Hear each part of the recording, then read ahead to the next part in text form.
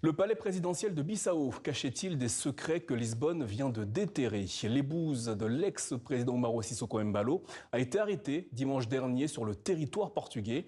Elle est accusée de contrebande et de blanchiment d'argent. Elle n'est pas seule dans cette tourmente. Tito Fernandes, le chef du protocole présidentiel, a également été écroué. Plus de détails avec notre correspondante au Portugal, Fanny Chauvin. Tout est parti d'une source anonyme. La police est informée qu'un passager suspect doit débarquer au Portugal. Il s'agit de Tito Fernandes, chef du protocole et bras droit du couple Embalo. Il est arrivé à l'aéroport militaire de Lisbonne dimanche dernier à bord d'un jet privé. Mais la police découvre qu'il ne voyage pas seul. Il est accompagné de l'ex-première dame d'Inicia Embalo.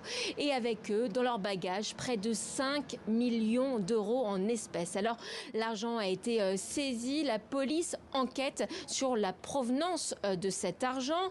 En attendant, le chef du protocole et l'ex-première dame ont été remis en liberté sous condition. Ils attendent leur procès où ils risquent la prison pour blanchiment d'argent. Alors, pourquoi transportait-il autant d'argent? Voulait-il s'enfuir, se garantir un exil doré? C'est ce que pensent les enquêteurs. Ils auraient voyagé en premier avant que l'ex-président de Guinée-Bissau, Sissoko Embalo, les rejoigne. Le président déchu qui, après le coup d'État, a trouvé refuge à Dakar, puis à Brazzaville, avant d'aller au Maroc, où il serait toujours.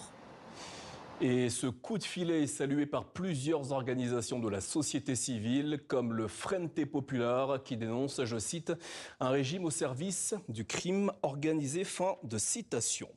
En Tunisie, ce mercredi, plus de 2000 partisans du président Kais Saied se sont rassemblés dans la capitale Tunis pour célébrer ce qui fut nommé le printemps arabe, ce soulèvement populaire qui avait conduit à la chute de l'ex-dirigeant Ben Ali en 2010.